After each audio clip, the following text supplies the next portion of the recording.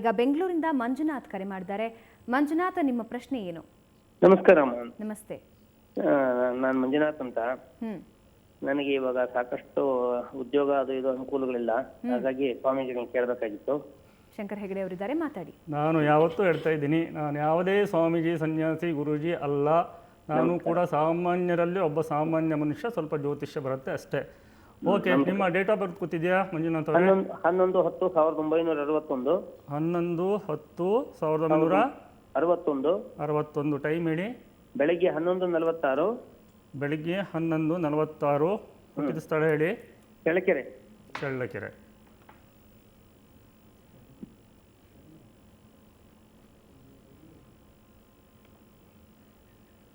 ಹಾಂ, ನೋಡಿ, ನಿಮ್ಮ ರಾಶಿ ಬಂದು ತುಲಾ ರಾಶಿ, ಸರಿನಾ? ಸ್ವಾತಿ ನಕ್ಷತ್ರ, ಧನು ಲಗ್ನ ಅಲ್ವಾ?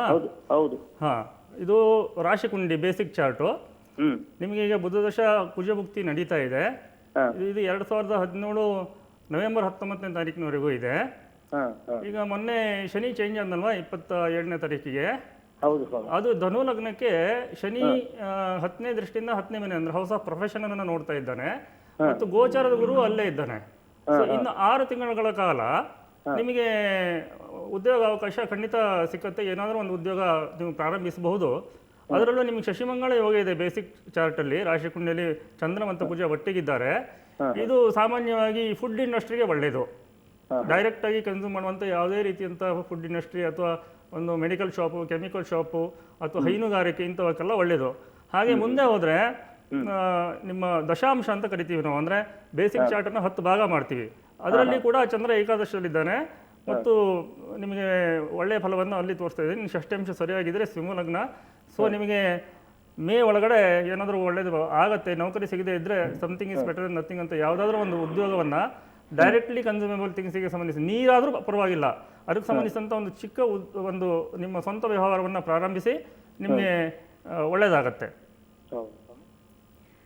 ಸೊ ಲೋಕೇಶ್ ಅವರೇ, ಟ್ಯೂಮರ್ಗಳನ್ನು ಗುಣಪಡಿಸೋದು ಅನ್ನೋದರ ಕುರಿತಾಗಿ 20 ನಿಮಿಷದಲ್ಲಿ ಅದನ್ನು ಕ್ಯೂರ್ ಮಾಡ್ತೀವಿ ಅಂತ ಹೇಳಿದ್ರಿ. ಅಂದರೆ ಈ 20 ನಿಮಿಷದ ನಂತರ ಮತ್ತೆ ಪರೀಕ್ಷೆಯನ್ನು ನಡೆಸೋದಾಗಲಿ, ಅದ್ರ ಬಗ್ಗೆ ಟ್ಯೂಮರ್ ಇಲ್ಲ ಅನ್ನೋದ್ರ ಬಗ್ಗೆ ಆಗಲಿ ಅದೊಂದು ಸ್ಪಷ್ಟೀಕರಣ ಸಿಗುತ್ತಾ? ಖಂಡಿತ. ಆ್ಯಕ್ಚುಲಿ ಎಕ್ಸ್ಟರ್ನಲ್ ಏನು ಆ ಟ್ಯೂಮರ್ ಆಗಿರುತ್ತೆ ಅಥವಾ ನೇರೋಫೈಬ್ರಮ್ ಆಗಿರಬಹುದು ಅಥವಾ ಬಾಹ್ಯದಲ್ಲಿ ಏನಿರುತ್ತೆ, ಬಾಹ್ಯ ಆಗಿರೋದ್ರಿಂದ ಅದು ನಮಗೆ ಕಣ್ಣಿಗೆ ನೇರವಾಗಿ ಕಾಣಿಸ್ತಿರುತ್ತೆ. ಸೊ ಎಕ್ಸ್ಟರ್ನಲಿ ಇರತಕ್ಕಂಥದ್ದು ಒಳಗಡೆ ಫಸ್ ಇರಬಹುದು ಅಥವಾ ಮಾಂಸದ ಮುದ್ದೆ ಇರಬಹುದು. ಎಕ್ಸ್ಟರ್ನಲ್ ಇರೋದ್ರಿಂದ ನಾವು ಏನು ತಯಾರಿಸಿರ್ತಕ್ಕಂತಹ ಒಂದು ಕ್ಷಾರ ಇದೆ, ಎಕ್ಸ್ಟರ್ನಲ್ ಅಪ್ಲಿಕೇಶನ್ ಮಾಡಿದ ಕೂಡಲೇ ಅಲ್ಲಿರ್ತಕ್ಕಂತಹ ಸೆಲ್ಸ್ ಅದು ಸತ್ತು ಹೋಗುತ್ತೆ. ಜೀವಕೋಶಗಳು ಆ ಪ್ರಾಣ ಇರತಕ್ಕಂಥದ್ದು ಪೂರ್ತಿ ಅಲ್ಲಿ ಅನಸ್ಥೆಟಿಕ್ ಆಗಿಬಿಡುತ್ತೆ.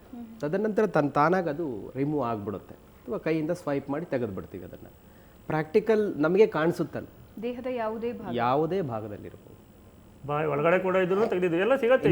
ಇನ್ನರ್ಲಿ ಇರ್ತಕ್ಕಂಥದ್ದು ಅದು ಲೈಪೋಮಾ ಅಂತ ಹೇಳ್ತೀವಿ. ಅಂದರೆ ಇಟ್ಸ್ ಡಿಪೆಂಡ್, ಅದು ವಾತ ಉಲ್ಬಣ ಜಾಸ್ತಿ ಆದಾಗ ಬರ್ತಕ್ಕಂಥದ್ದು. ಅದು ಇಂಟೇಕಿಗೆ ಪಂಚಕರ್ಮ ಮುಖಾಂತರ ಅದನ್ನು ಟ್ರೀಟ್ಮೆಂಟನ್ನು ಮಾಡಲಿಕ್ಕೆ ಬರುತ್ತೆ. ಇದು ಬಾಹ್ಯದಲ್ಲಿ ಇರ್ತಕ್ಕಂತಹ ಟ್ಯೂಮರ್ಸ್ ಏನಿರುತ್ತೆ ಅದನ್ನು ನಾವು ಈಸಿಯಾಗಿ ತೆಗಿಬಹುದು. ಉದಾಹರಣೆಗೆ ಫೈಲ್ಸ್ ಆಗಿರುತ್ತೆ ಅಥವಾ ಪಿಸ್ತೂಲ ವಾಟೆವರ್ ಆಗಿರುತ್ತೆ. ಸೊ ಆ ಭಾಗಕ್ಕೆ ಕ್ಷಾರವನ್ನು ನಾವು ಅಪ್ಲಿಕೇಶನ್ ಮಾಡಿಕೊಂಡಾಗ ಫ್ಲಾಕ್ಸಿನ್ ಆಫ್ ಸೆಕೆಂಡ್ ಒಂದು 20 ನಿಮಿಷದಲ್ಲಿ ಅದು ಹೋಗ್ಬಿಡುತ್ತೆ. ಅದೇ ಅಲ್ಲ, ತುಂಬ ದೊಡ್ಡ ಪ್ರಮಾಣದಲ್ಲಿ ಇರ್ತಕ್ಕಂಥದ್ದನ್ನು ಸಹ ನಾನು ಮಾಡಿದ್ದೇನೆ. ಈವನ್ 1 kg ಇರ್ತಕ್ಕಂತಹ ಒಂದು ಟ್ಯೂಮರ್ಸನ್ನು ಸಹ ಮಾಡಿ ಅದು ಡಾಕ್ಯುಮೆಂಟ್ರಿ ಮಾಡಿದ್ದೇವೆ. ನಮ್ಮ ಎಲ್ಲ ಕಡೆ ಮಾಡ್ತಕ್ಕಂತಹ ಒಂದು ಪ್ರೊಸೆಸರ್ ಏನಂದರೆ ಕ್ಷಾರ ಸೂತ್ರವನ್ನು ಮಾಡ್ತಾರೆ.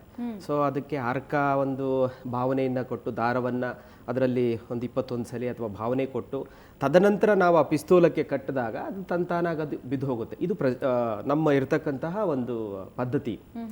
ಇದರಲ್ಲಿ ಋಷಿ ಸಂಸ್ಕೃತಿಯ ಜ್ಞಾನವನ್ನು ನಾವು ಅಳವಡಿಸ್ಕೊಂಡಿದ್ದೀವಿ. ಋಷಿ ಸಂಸ್ಕೃತಿ ಅಂದರೆ ಕೆಲವು ತುಂಬ ಟ್ರೆಡಿಷ್ನಲ್ ನಾಲೆಜ್, ಅವ್ರ ಸೀಕ್ರೆಟ್ಸ್ ಏನಿರುತ್ತೆ ಆ ಒಂದು ಸೀಕ್ರೆಟಿಂದ ನಾವು ಅದರ ರಹಸ್ಯ ವೈದ್ಯ ಅಮೃತ ಅಂತ ಹೇಳ್ತೀವಿ. ಗೋಶಾಯ ಚಿಟಕ ಕೆಲವೊಂದು ರೆಫರೆನ್ಸ್ ಇದ್ದಾವೆ. ಸೊ ಅದರ ಮುಖಾಂತರ ನಾವು ಹೋದಾಗ ಈಸಿಯಾಗಿ ಅದನ್ನು ರಿಮೂವ್ ಮಾಡ್ಬೋದು. ಓಕೆ, ಈಗ ಒಂದು ಬಹಳ ಮುಖ್ಯವಾದಂಥ ವಿಚಾರ ಹೇಳಬೇಕು. ಸಹಜವಾಗಿ ಟಿ ವಿಲಿ ಬಂದಂಥ ಸಿಕ್ಕಾಪಟ್ಟೆ ಕಾಲ್ಸ್ಗಳು ಬರ್ತವೆ.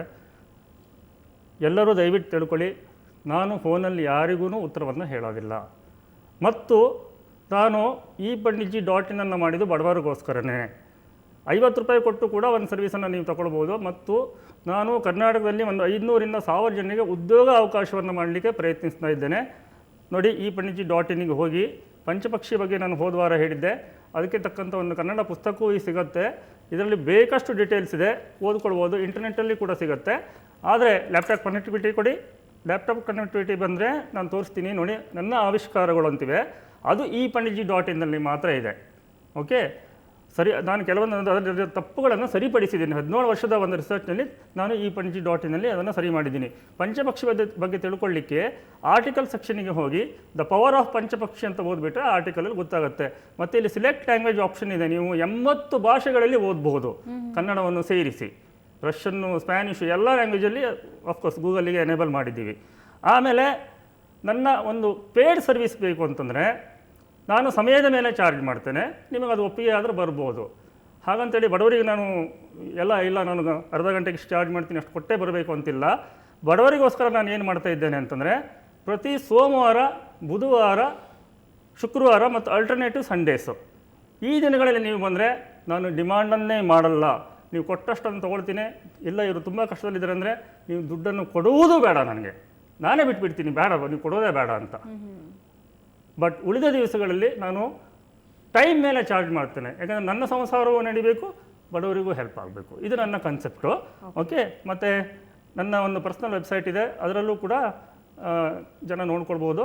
ನೋಡಿ, ಇದು ನನ್ನ ಪರ್ಸ್ನಲ್ ವೆಬ್ಸೈಟು shankarhegdeastrologer.com ಕಾಣಿಸ್ತಾ ಇದೆ, ನೋಡ್ಕೊಳ್ಳಿ. ದಯವಿಟ್ಟು ಇದನ್ನೇ ಯೂಸ್ ಮಾಡಿ. ಇಲ್ಲಿ ನೀವು ಮೆಸೇಜ್ ಹಾಕ್ತಿದ್ದಾಗೆ ನನಗೆ ಇಮೇಲ್ ಬರುತ್ತೆ, ನಾನು ಕೇಳ್ತೀನಿ. ಆನ್ಲೈನ್ ಮುಖಾಂತರ ಕೂಡ ನಾನು ಸರ್ವಿಸನ್ನು ಕೊಡ್ತೇನೆ. ಇನ್ನೊಮ್ಮೆ ಹೇಳ್ತೇನೆ, ನಾನು ಫೋನಲ್ಲಿ ಹೇಳಲ್ಲ, ಬಡವರುಗಳು ಬರ್ಬೋದು ನನ್ನ ಮನೆಗೆ. ಆದರೆ ಸೋಮವಾರ, ಬುಧವಾರ, ಶುಕ್ರವಾರ ಪ್ರತಿ ಆಲ್ಟರ್ನೇಟಿವ್ ಸಂಡೇಸಿಗೆ ನಾನು ಡಿಮಾಂಡ್ ಮಾಡಲ್ಲ. ಕೊಟ್ಟಷ್ಟನ್ನು ತೊಗೊಂಡು ಅಥವಾ ಫ್ರೀಯಾಗಿ ನಿಮ್ಗೆ ಸರ್ವಿಸ್ ಕೊಡ್ತೇನೆ. ಬಟ್ ಭಾಳ ಜನಕ್ಕೆ ನನ್ನ ಹತ್ರ ನೋಡೋಕ್ಕಾಗಲ್ಲ. ಒಂದು 15-16 ಜನರಿಗೆ ಆ ಥರ ನೋಡ್ಬೋದು. 10 ನಿಮಿಷ, 15 ನಿಮಿಷ, 20 ನಿಮಿಷಕ್ಕೆ ಒಬ್ಬರಂತೆ ನೋಡ್ತೀನಿ.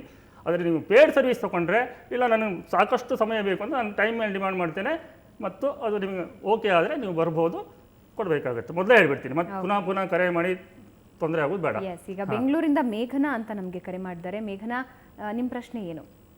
ಹಲೋ ಮೇಡಮ್, ನನ್ನ ಎಜುಕೇಶನ್ ಬಗ್ಗೆ ಕೇಳಬೇಕಾಗಿತ್ತು ಆ್ಯಂಡ್ ನನ್ನ ಮ್ಯಾರೇಜ್ ಬಗ್ಗೆ ಕೇಳಬೇಕಾಗಿತ್ತು. ಯಾವುದಾದ್ರು ಒಂದನ್ನು ಹೇಳ್ತೀನಿ. ಓಕೆ, ಓಕೆ, ಹೇಳಿ. ಡೇಟ್ ಆಫ್ ಬರ್ತ್ ಹೇಳಿ.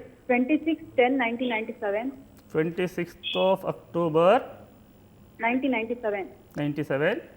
ಟೈಮ್ ಆಫ್ ಬರ್ತ್ ಬೆಳಿಗ್ಗೆ 4:45. 4:45 AM, ರೈಟ್? ಎಸ್. ಎಲ್ಲಿ ಹುಟ್ಟಿದ್ದೀರಾ? Bangalore. Okay, I am getting Simharashi, Makha nakshatra and Kanya lagna for you, ಕರೆಕ್ಟಾ? Yes sir, correct. ಹಾಂ, ಏನು ಓದ್ತಾ ಇದ್ದೀರೀಗ?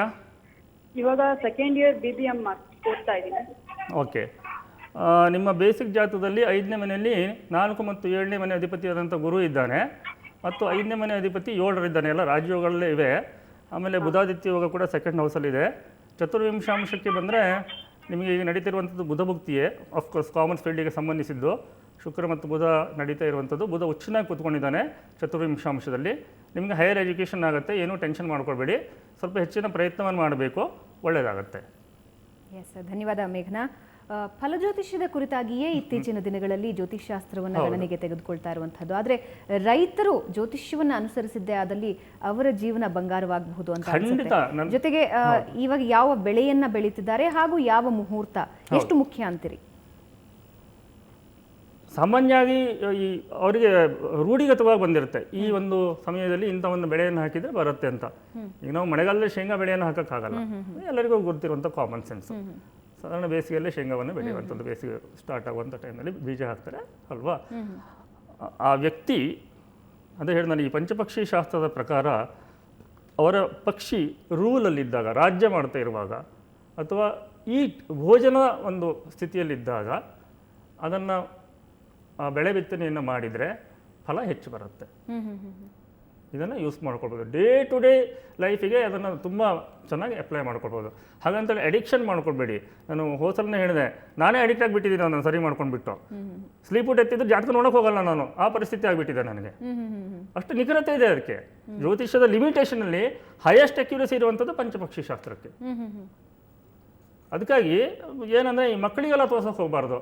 ಅವರ ಎಕ್ಸಾಮಿಗೆ ಯಾವಾಗ ನೋಡ್ಕೊಂಡ್ಬಿಟ್ಟು ಅಯ್ಯೋ ನನ್ನ ಎಕ್ಸಾಮ್ ಇವತ್ತು ಸ್ಲೀಪಲ್ಲಿದೆ ಅಂತೆಲ್ಲ ಹೆದರ್ಕೊಂಡ್ಬಿಡ್ತಾರೆ. ನಾವು ಜ್ಯೋತಿಷ್ಯದಲ್ಲಿ ಯಾರನ್ನು ಹೆದರ್ಸ್ಬಾರ್ದು.